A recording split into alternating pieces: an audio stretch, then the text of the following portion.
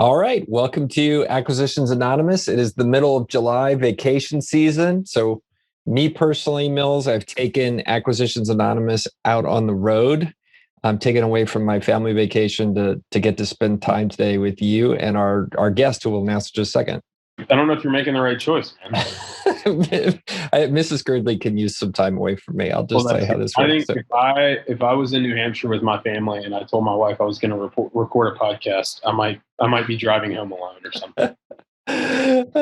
Well, we'll get there. We'll get there. For those of you who are new to the podcast, Acquisitions Anonymous is the internet's #1 podcast that talks about small businesses for sale.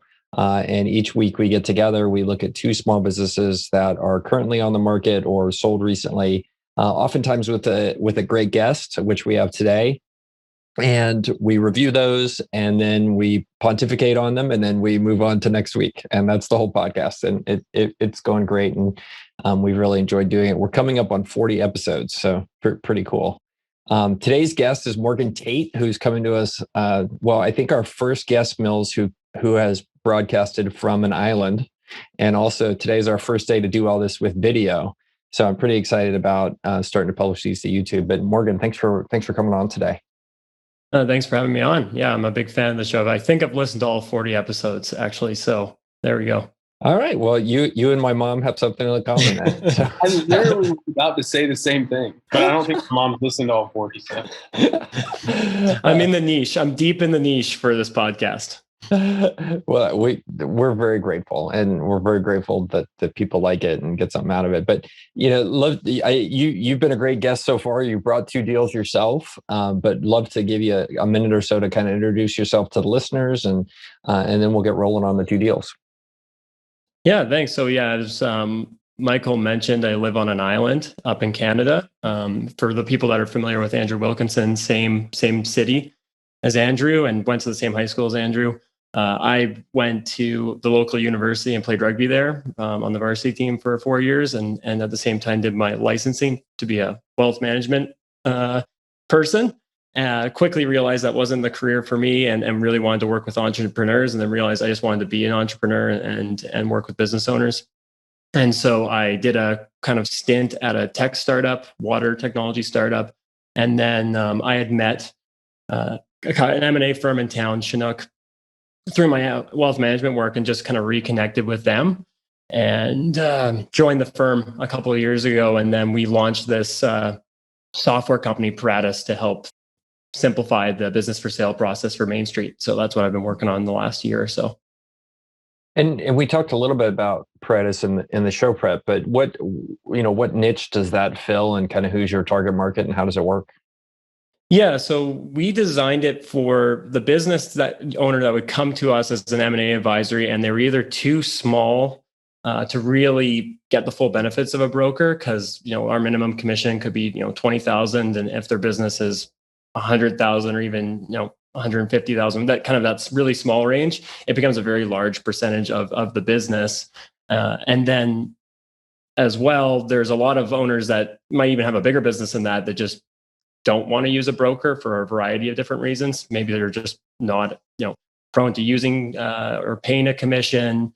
They're pretty sophisticated themselves in terms of business dealings. They just haven't done the process before. So we want to just create an alternative approach. And so it's now fitting that probably sub 2 million in terms of business value range, more kind of towards the smaller end of that range, I would say. And for anyone who's looking to kind of do it themselves. That's awesome. How do you guys get paid?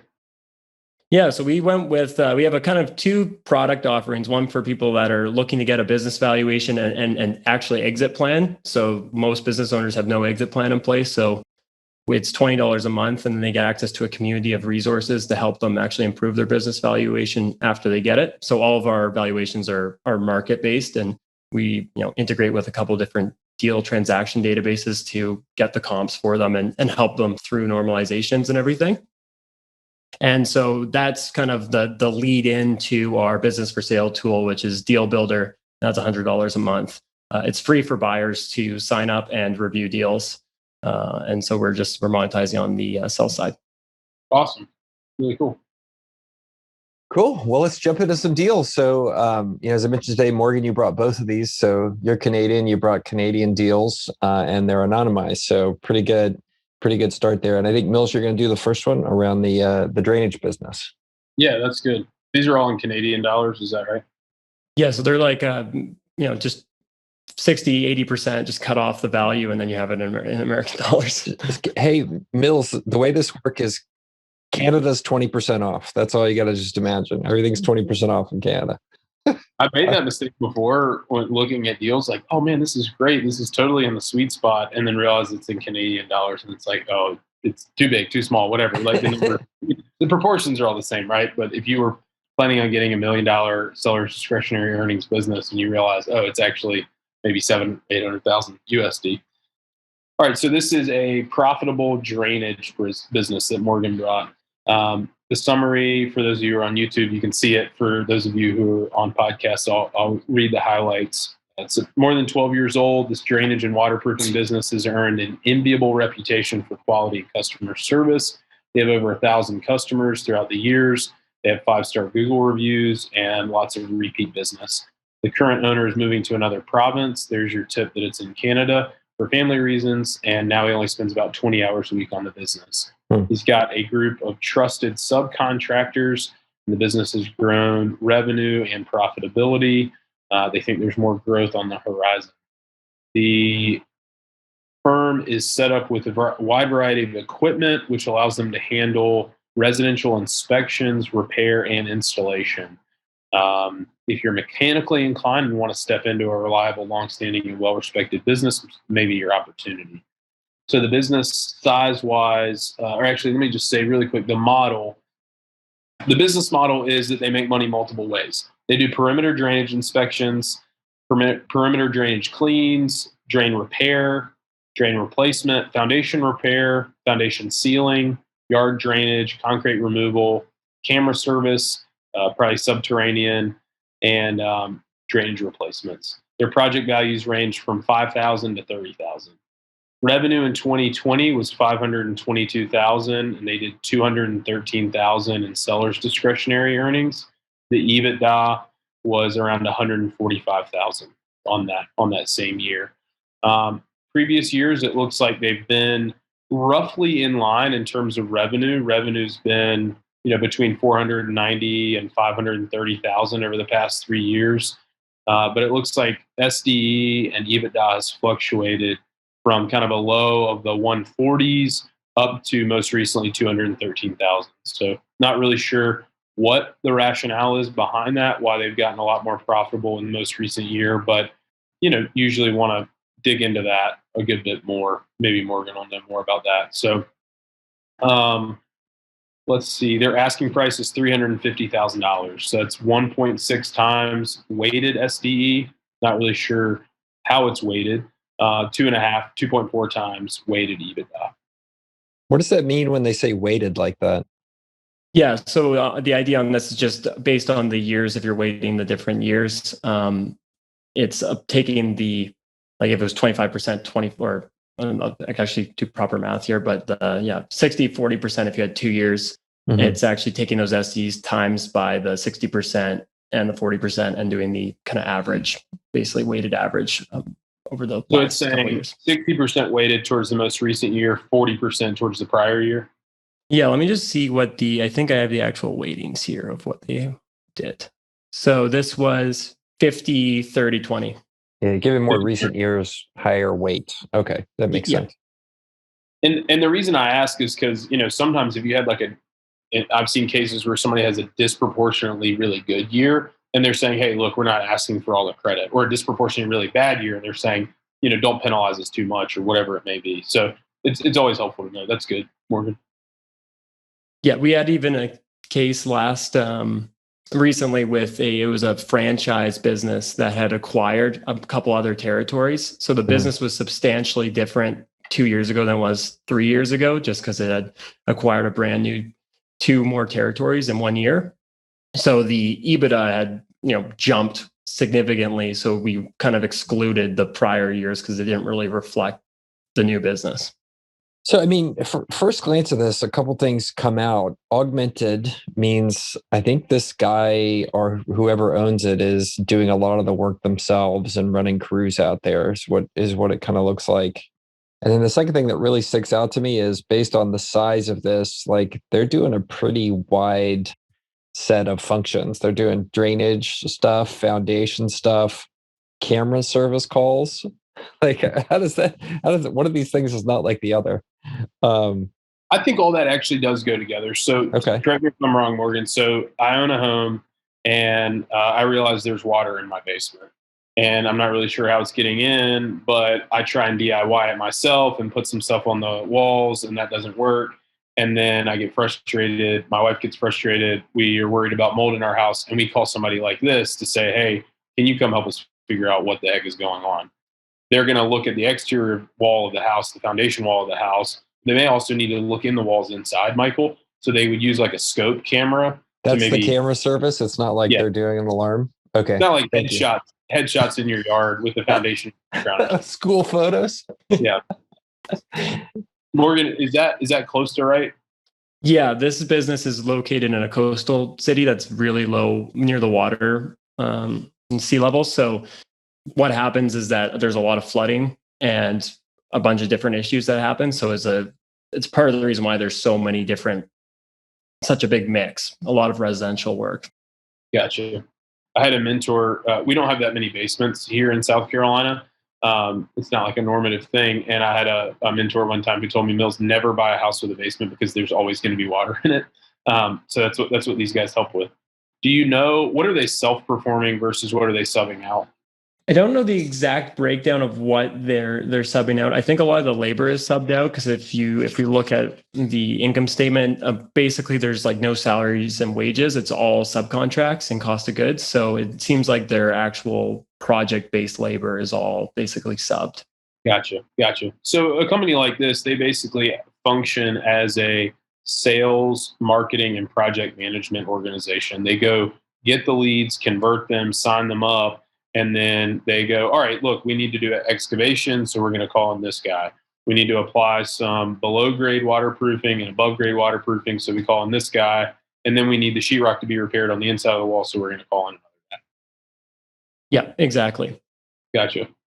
Any idea what their lead funnel is like? Is it just word of mouth? Do they have any kind of sophistication, or is it just like most small businesses, like they just have been doing it and they have a name? Yeah, like on the sim, it's basically no significant marketing activities, as most small business owners, especially at this size, are. Most of it's been Google search and word of mouth, and they used to do some print advertising from door hangers. Gotcha. That's a pretty strong brand. Oh, pretty strong brand. Yeah. So that it seems like that's a lot of what you're buying. You're buying that and mind share with the customer base, some good reviews on Google, and then relationships with the subs. I'd be curious what they'd be doing for you as a buyer if you're not already a drainage expert, because it seems like there's a level of expertise you need to have in this business to be able to do this stuff. That actually brings up a really good point, Michael. I think that what I like about this business is when it's happening to your house, it scares you. Right. And it feels incredibly complicated to think about, excavating around your house and applying waterproofing. But at the end of the day, a business like this is not all that complicated. I don't think, at least in the United States, I don't think it's heavily regulated. The use of chemicals is like pretty limited. You basically would just need to find a supplier. And in a lot of cases like these businesses, the supplier can kind of be your technical expert. You go out, you scope the job, you measure it, you do some probing, you figure out, hey, look, it's cinder block wall that's not finished. You go to your supplier and you say, hey, here's what I've got. It's really muddy down here, and here's what the wall condition is. And, which product, like 1, 2, or 3, do I actually need to put on the wall? And then you're basically painting. It's not even always just spray. I mean, sometimes you're just literally digging a hole and putting paint on a wall, and that gets the roof waterproof. Now, some of these things like drainage, it's a French drain, so you're digging and you're needing to build it back up the right way, which is laying some rock and some sand and maybe, a drainage pipe that has, a way to slowly move the water away from the house or down through the soil. But I love businesses like this that seem really scary to an outsider, but then once you get into it, you realize it's actually really simple. It just, who wants to go and start digging out around the foundation of their house? Like, that sounds like a terrible thing, but at the end of the day, it's not incredibly sophisticated. I will point out too, Michael, that the current owner is actually not even living in the area. He's living in a different province and running the business. So it can be run. That's why I thought it was kind of interesting. It's very small, but it's one of those unique cases where the owner's kind of a bit more absentee even at a very small level, which is interesting. Is the owner working full time on it? Like 20 hours a week from a place where you definitely couldn't easily jump over to do a job. Interesting. So these guys, that means he's got at least a level of salespeople on the ground in wherever this coastal place is. And he's got some sort of, so estimating's getting done. And then he's got project management and operations happening. Did he say how many employees he has? It doesn't say. I do have these numbers here. The team is basically, it's the owner and a receptionist who does the answering the calls and booking appointments. And then I believe that basically everything else is subbed out. I have a list of the owner's current tasks and responsibilities. So providing some drainage inspections, consultations, estimates, monitoring job progress and ensuring client relations, invoicing, equipment maintenance is functional, and then making sure the subtrades have required tools and equipment to remain efficient. So I would imagine that number one, that drainage inspections and consultations, while gone, is probably not even a big one now anymore. I guess I'm totally lost. How is he doing this business from another province? I think it's mostly just handling the subcontractors and invoicing the clients and probably coordinating with the office admin to just kind of more of a project management role, I would imagine. Very interesting. Yeah, I think this is one, Michael, where you're just sending, you get a lead, right? And then you say, all right, we're going to schedule and we'll come take a look at it, Monday of next week. And then you call your excavation guy and say, hey, will you go out there? I mean, it would require a pretty sophisticated system, or I say relatively sophisticated system, to like take measurements, right, for estimating and budgeting purposes. But you call your excavator out and say, hey, how much is it going to cost to dig out this wall, or dig out from around this wall? And by the way, how many feet is it? And then you call your waterproofing applicator and you say, hey, it's a 50-foot wall that's going to be 3.5 to 4 feet tall. How much are you going to charge them to put stuff on it? You probably know that anyways, right? Because you work with these same guys. The risk it brings up to me is, if the only role that you're playing, right, is an intermediary and just kind of a gatherer of sorts, then what's going to stop your subcontractors from going around you, and just going direct? And they probably do some direct work, honestly. That would be the risk that I would want to know more about. This is fascinating. Yeah, I guess I get it, but I don't get it. I'm like, okay, well, wait, when there's a dispute with a customer who's driving out to their house and this guy, he's in Alberta or something, like.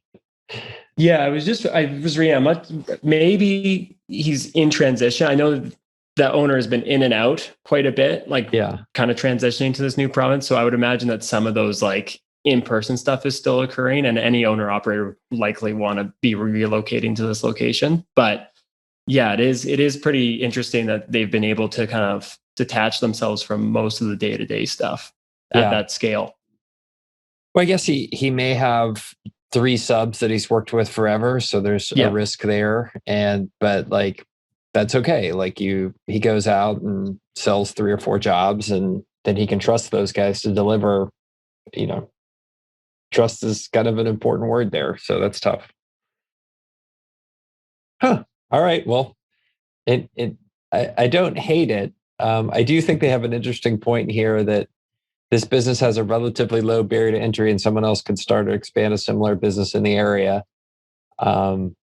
that definitely sounds like they're not that optimistic that they have a defensible market position that you'd be buying.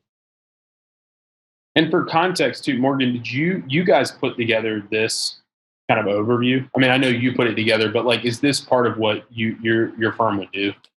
Yeah. So I should show you what the actual sim looks like if you want. But you could see what the output actually looks like from basically how the product works on our end is that there's like a series of questions with templates built in. So we've pre-written out, like we've gone through a bunch of sims and pre-populated it. So then the owner just has to fill in the blank and fill out a couple tables and things. And then it formats into a presentation, a digital presentation for buyers, which is where I've just kind of summarized here.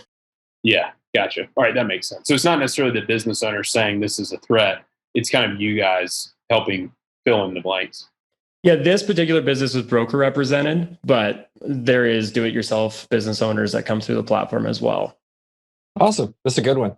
Thanks. I started to spoil the second deal. So yeah. You got to redeem it. Finish reading the second one. This one's definitely got more text to it, so I'll do my best. So this one is a profitable equipment and party rental business. So if you're on YouTube, you can see what I'm seeing.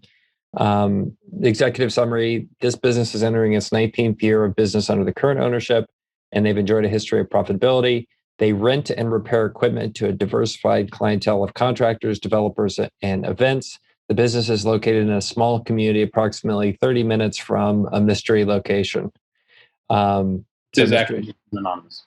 This is anonymous. So it sounds like they're kind of in an exurb, little small town outside of a substantial Canadian town. So the good news is there's not that many of those, so you can kind of guess. It's either Vancouver, Calgary, Edmonton, wherever. Okay, the owners attribute their success due to superior customer service, leading market share, and high word-of-mouth referrals. Further opportunities exist to further expand its market share into the surrounding areas. There is minimal competition in the area, and this area has a population base below 50,000. So this exurb idea. As a result of their great reputation, the business has produced stellar discretionary earnings averaging $290,000 Canadian over the past 2 years. The revenues have steadily increased over the years and now approach $1 million in annual sales. The owners are diligent about repairs, maintenance, and replacement on their rental inventory. Therefore, all equipment is in excellent condition. They offer construction rental equipment as well as party rental options. So this is that business that's like in a small town that's only big enough to support one rental operation and is nothing that you have to worry about one of the big players coming in because it's just too small of a market. They are the industry leader in their local marketplace and have developed a reputation for uncompromising customer service. With the help of a dedicated staff, they ensure that every rental is a success. As an ancillary, I saw a cool business once, guys, that was in a hot wedding market in an exurb outside of Austin and San Antonio. And it's just like there's only one rental place and you buy from these people. It's just like a license to print money. So pretty cool. There's one in Charleston, South Carolina, which is like the wedding capital, and all they do is rent pews, like old church pews, for people to have outdoor weddings. Yeah, so you can find a niche. that is super niche-y. Okay, more about this particular business. This business could be operated as it currently is under the ownership of a husband and wife team. Alternatively, the business's robust profitability make it possible to hire a full-time manager or replace one of the current owners. Yada, yada, yada. The return on investment capital is close to 50% for this opportunity. If you desire great income and an unparalleled lifestyle, this business checks all the boxes. Should a purchaser wish to land and building, that could be acquired for 800,000 Canadian. Business model, we talked a little bit about that. Equipment rentals, repairs, and resales. And they sell on behalf of Echo Equipment. Business merchandises smaller parts on behalf of Echo Equipment. What is Echo Equipment? Is that a manufacturer of equipment? I believe so. Yeah, it's like Husqvarna or Stihl. Okay. Yeah. It's like a Canadian version of this. Gotcha. I think we have it here in the States. Do we? I don't. Yeah. You don't have like a garage full of, riding mowers and, tillers and. Humorously enough, you would be shocked to hear how unhandy I am. I'm not handy at all. The only thing I fix at my house are computers. Or bikes, right? Probably work on your bike. So true story, when we started the coffee business, I went in to make myself an espresso with our $14,000 coffee machine and I broke it. I can't make Those coffee. things are finicky. I can't and make expensive. And then I tried to use the grinder and I pressed the wrong button and it proceeded to grind all the coffee that was in the grinder. And so there was like a little mound of coffee. All right, back to this business. This business also provides party rental equipment. This includes tables, chairs, and linens for local events and weddings. Last 4-year revenue has been relatively flat, though bumpy. 750,000 in 2017, 880,000 in 2018, 940,000 in 2019, and then back to 880,000 in 2020.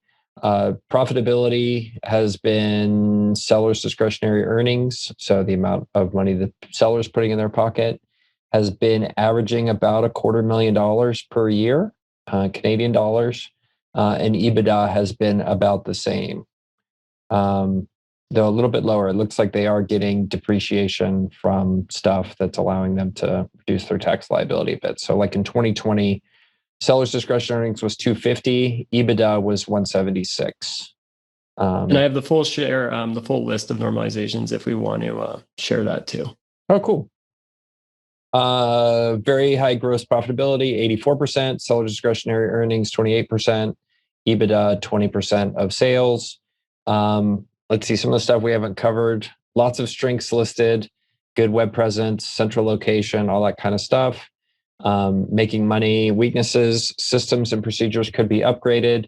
More effective use of software infrastructure and maintenance documentation could be improved. Opportunity, not a ton of business sales from existing customers, this seems to indicate. Do more in the community. Offer more subscriptions and stuff like that. Threats, stuff like this is very dependent upon the economy, regulatory, and potentially entrance of new competitors. And then they said before, it's a husband and wife team selling, and they would like to sell for $750,000 Canadian, which is just shy of 3 times weighted sellers' discretionary earnings and just shy of 4 times EBITDA. What do we think? So Morgan, is the SDE is higher than the EBITDA? Is the EBITDA unadjusted and the SDE is including their salary? Yeah. So on the SDE, we have the owners have been taking a pretty decent salary each year between the two of them for what the relative to their positions. So one of them is 20 hours a week in the winter as an admin and 40 hours in the kind of more busy season. And the other one's more the equipment repair guy. And I think they've averaged like 79,000 in salary each per year, 94,000 in 2019, 58,000, 34,000. So it's steadily increased in terms of what they're taking out. That makes sense. Right. And then we're just the replacement in terms of the replacement cost, the idea being that to replace the owner who's doing all the technical work would be 75,000 a year to kind of put a shop manager in place. Gotcha. So just for our listeners, this is something that you see a lot of times with adjusted financials as they're being represented by a business owner or their broker or advisor is, hey, I, as the owner, have been getting paid $150,000 a year, but all I do is, come and take out the trash once a week. So I'm going to add back all $150,000, but then I'm going to give you an allotment for a replacement. It costs $15 an hour to get somebody to take out the trash. And so we're going to put that in for, $5,000 a year. It may be that I'm the CEO and I'm overpaid, and now I'm going to show you this is market rate for a CEO. That's the way that works, though, is they're saying, hey, look, you're going to have to replace me, whether it's you as the buyer or you as an investor having to hire an executive or whoever it is to fill the role. That's a common practice. So don't let that scare you away from a deal if that is the case. You just need to push on it and figure out, can you actually hire this person for what they say you can? Usually, maybe not. Especially in a smaller community like this, probably one of the challenges is, can you find someone for $75K? Maybe they want to live there, maybe not. And it becomes more of a personal life decision than when you're in a big city, then you might have an influx of talent. Yeah. Well, Well, and I think that does come down to, Bill, who's not with us today, talks about like this buyer company fit. And like both of these businesses, unfortunately or fortunately for the buyer and seller, you have to find somebody that wants to live and become part of the community out in the middle of nowhere, which reduces your buyer universe for sure. The question on this type of business that you would get into as you dug into the details, and it's probably in the sim, is the delineation between their different revenue channels, right? So you've got reselling equipment. The gross margins on that are going to be probably very low, but their average gross margin is like 83%. So that tells me it's probably not a ton of their revenue selling Echo equipment as a distributor, as a licensed distributor. Doing repair work, right? Hey, I broke my weed eater. Can you come replace? Can I bring it to you and you replace the carburetor? So that is very high gross margin business because you're buying a part for relatively little, and you're paying somebody. It sounds like maybe one of the owners does repairs. You're paying $25 an hour or something, and you're billing that guy's time out significantly higher. But I would also want to know, what's the delineation between equipment rental, which has a very different customer base, than party rental. I've known some guys. I know a guy who they had a party rental business that really blew up over the past 10 years, like 90 million in revenue, and they with COVID they were doing a tenth of that. On a rental business, it's really, we've talked about this with dumpsters and other short-term rentals. It's very fascinating. You spend maybe $30 on a chair, on a nice chair, and you rent it out for $5 a day. So you do the math, and your payback period is great. You've got to buy maybe 200 of them or 300 of them, depending on the size of events you want to cater to. Same with tables and linens and all the other stuff that goes along with party rental. It can be a very fascinating business. You just would want to drill down into this and figure out who, like, you're selling to two very different types of customers in all likelihood. The general contractor or the masonry contractor who comes in to rent a saw, and also the wedding planner or the bride who's trying to figure out, do I like the way these chairs look? It's not a bad thing. These kind of places exist. I mean, we have them here in Columbia, which is a much bigger metropolitan area. And they definitely have their need. I mean, we as our business, as a roofing contractor, we rent big, heavy equipment from specialty equipment companies like United Rentals, right? If we need a massive forklift for a job, or a boom truck, or a crane. But we also, we just needed a generator really quick the other day because all ours were down, and we went to a tiny little rental place, and they happen to have one, and it meets a need. So I see the viability of this for sure. I do have those number breakdowns too, and a nice little graph for the YouTube audience, Michael, if you want me to share. But I have the rental breakdown, or the revenue breakdown, if you're curious. Yeah, go ahead. Can I guess first? Yes. I'm guessing it's 90% regular equipment and 10% party.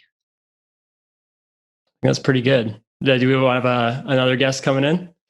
I'll say 80-20. Since you said it's close, I'll say 80-20.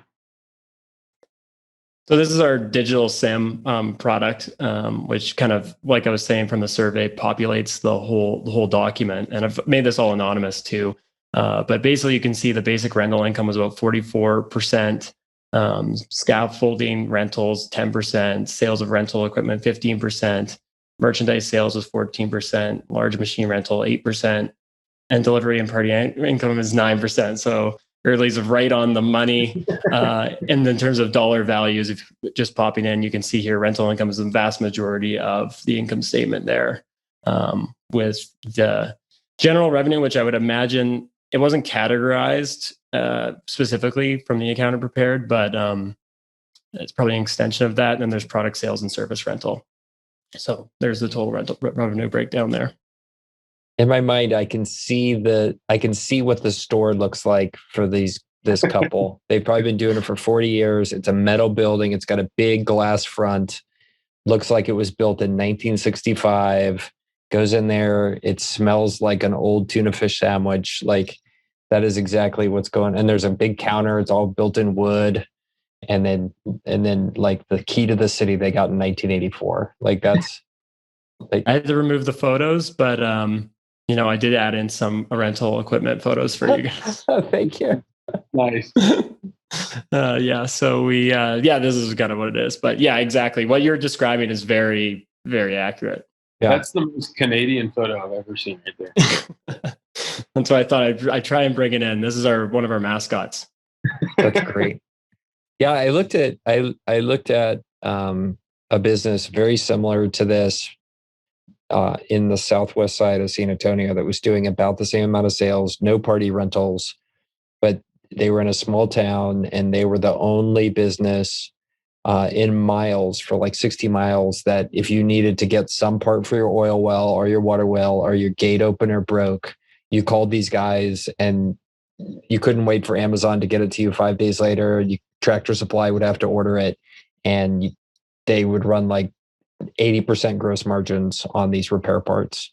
But they had the same problem, which was if you want to be in this business, you're probably going to have to be on call all the time. You're going to have to join the local church and the Rotary, and you're going to have to be the person that, everybody knows when you need it, you call these guys.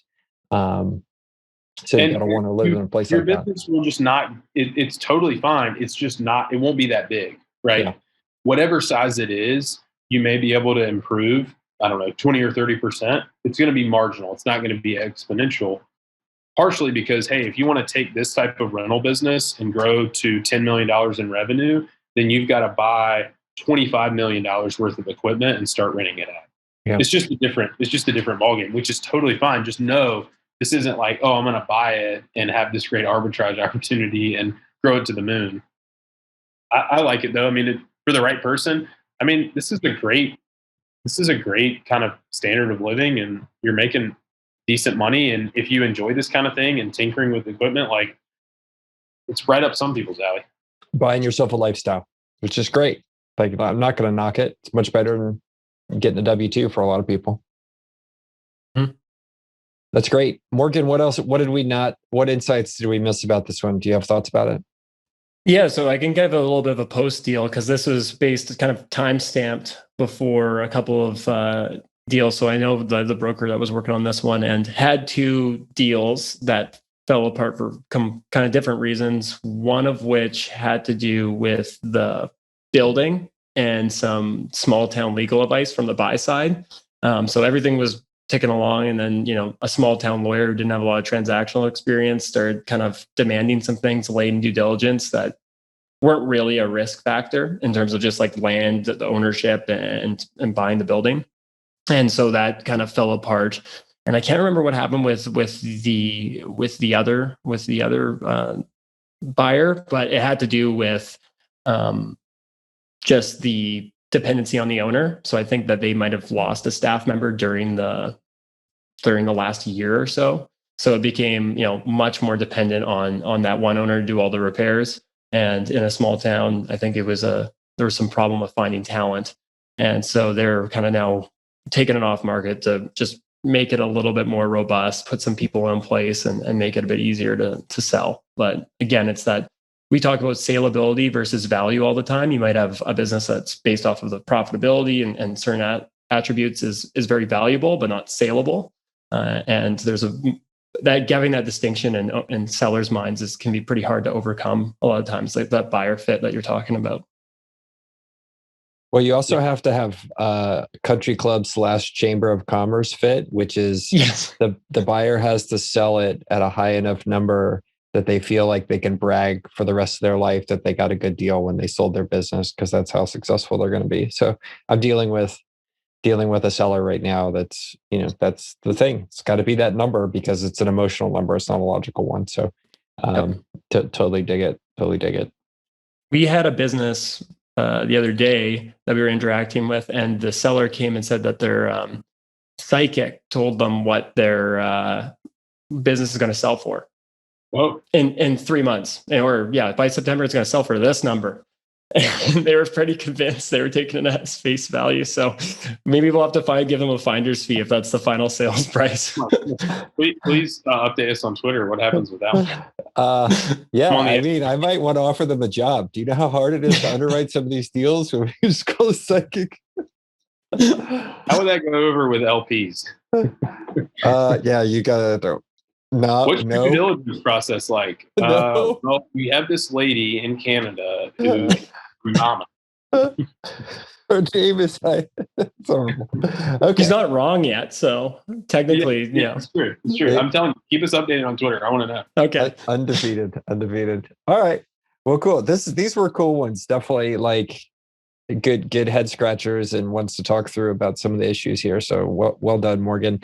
I think we're in a good place to go ahead and close the episode for today. How Morgan, can people support you? Obviously, there's the platform if they're a small business owner and interested in selling, or if they're a buyer, they can go visit it there at paratusbr.com. You personally, what or anything else can our listeners do to support you or follow you in your journey? I'm Morgan Tate _ on Twitter. Trying to be a bit more active there. I don't quite have the fame that you guys have on there yet, but I'm also active on LinkedIn, which I know, Girdler, you're a huge fan of. Actually, I've started cross-posting on LinkedIn. So I am beginning my journey as a LinkedIn influencer. I don't know what I want to influence people to do there, but I will commit. It's not costing me anything. I just click an extra button and it cross-posts. Great. Well, you and I connected over Twitter, and the intelligence and forethought and preparedness that you brought to this episode comes across also in your Twitter feed. So kudos to you, and we're really grateful you were here today. Thanks for having me. It was great. Had a lot of fun. And thank you for being the first one to be on our video. I hope it turns out great. No, I wasn't sure how it was going to go, but hopefully it doesn't come out too grainy on my end. But this is great. Yeah, no, I really enjoyed it. Yeah. Awesome, guys. All right. Talk to you next week.